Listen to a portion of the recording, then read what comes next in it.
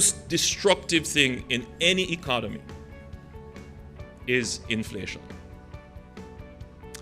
There's one more variable that is more destructive, and that is called lack of confidence. But usually the two things are related inversely. When confidence starts to decline in an economy, you usually start to see some inflationary impact. If inflation starts to increase, you usually start to see some fall off in confidence. Immediately following the pandemic, we saw a rapid increase in prices.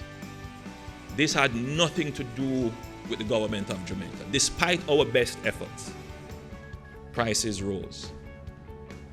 And they rose as a result of supply chain shocks, specifically due to the pandemic. But they also rose because of geopolitics, specifically the war in the Ukraine. That had nothing to do with the government of Jamaica. And in fact, all countries around the world face this. However, coming from a high of almost 12%, our inflation is down to approximately 6.2%. That is not as a result of any change in global circumstances. To a large extent, the war in the Ukraine still exists. The grain deal has fallen apart, which is going to obviously have some ripple effects. Well, it has certainly started for the UK. But if you compare Jamaica's inflation with, say, inflation in the United Kingdom or other countries in Europe, Jamaica has done very well. But how do the people in Jamaica feel?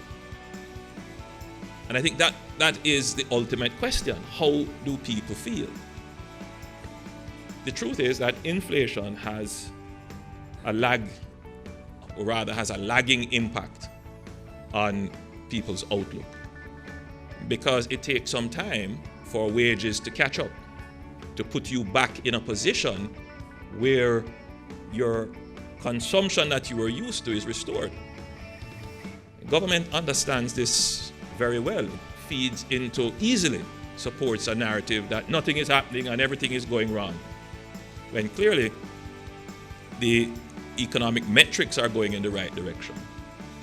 But psychologically, because of the impact of inflation, people's mood may not reflect that. Governments have to be, in this era, governments have to be smart. Governments have to be agile and responsive as well.